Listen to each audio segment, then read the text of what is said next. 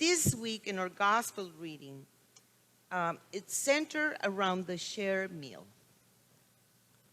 Well, that could be very common for St. Luke, right? Especially now we're to start gathering together. We're longing that. But it specifically centers around Jesus, the multiplication of the loaves and fish to feed a crowd of 5,000. And during the Bible study, people was asking me, so 5,000, that was a number? Because they say, men. Well, maybe there were more because they're talking about only men. What about the wives and the kids? So maybe there was more people that this gospel was telling us. And this is the only story that appears 6 times across the 4 gospels. Well, Jesus liked to talk about food. And clearly this event meant a lot to the early church. But I wonder if it might mean a lot to us this year or this past year too, after the long isolation that we have just endured. I know there is any number of conversation or even debates to be had about exactly what happened with that crowd and that little boy's lunch 2,000 years ago. Did Jesus really break the laws of science as we know them and multiply those loaves and fish?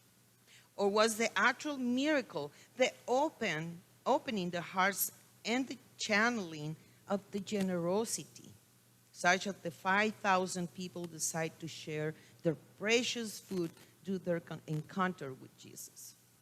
And this is a lot of things that we kind of ponder. What exactly happened? Well, we cannot know for sure, but I believe that Jesus did something supernatural that human beings cannot explain. But if God, who created the cosmos and resurrected Christ, caused the content of one of the child's lunchbox to become a feast for thousands of people. But what strikes me the most was about the story this year. There is something slightly different than the miracle of the food itself. And that's the miracle of gathering. And that's exactly what happening right now in these churches and churches among the country is the gathering that we long for so long in the past year and a half, almost 2 years. And as the Gospel of John, as John described this scene, Jesus crosses the Sea of Galilee and takes his disciples up to a mountain.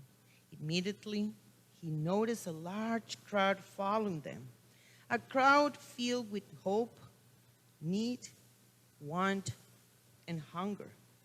Now, here is the interesting part.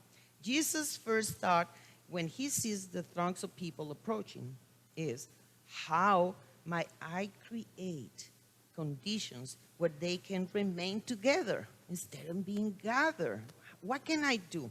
And if you think a little bit every Sunday, so after the service, now that we're gathering again, when we share the blood and bread of Christ here, then we just move a little bit to the hall and we regather again around the food or coffee.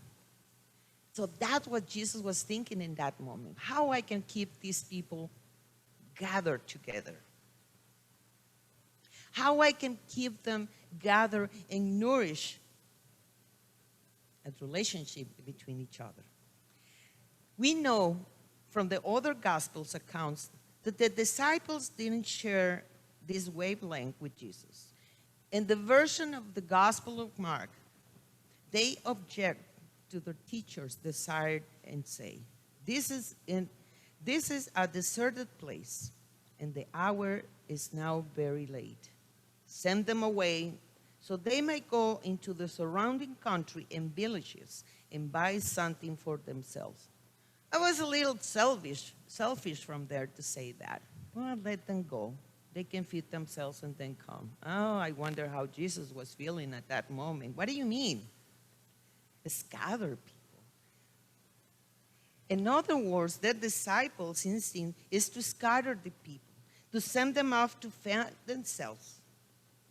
But to receive the work, the burden, and the responsibility of meeting their needs in that community, they just didn't want to do it. And at that moment, the disciples were not really helpful.